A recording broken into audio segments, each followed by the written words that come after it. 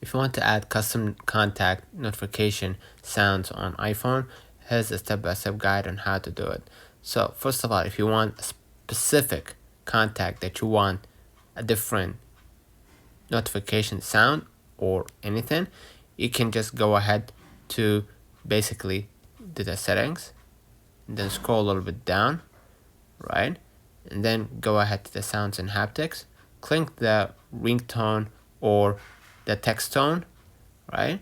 And then go ahead to the tone store, and you'll be redirected to the tone store.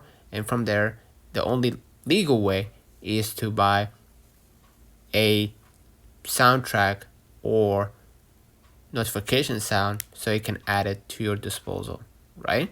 And then after you bought it, which is very cheap by the way, you can buy any sound that you prefer to add to your notifications, and then you're gonna be able to find it right here after you bought it, right? Go back, and the same goes for the text tone. All right.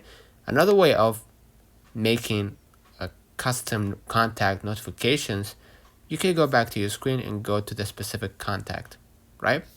Let's say for example I want to make a different kind of ringtone for that contact. Scroll a little bit down, right? And then click edit at the top. Scroll a little bit down. You're gonna find the ringtone.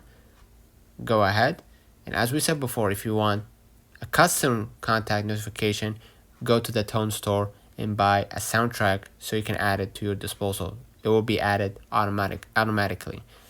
And if you want a different basically ringtone or notification for that specific contact, you can change the default to something different or to a soundtrack that you bought from the tone store. So let me know in the comments if this video helped you. Don't forget to like and subscribe. Thank you for watching.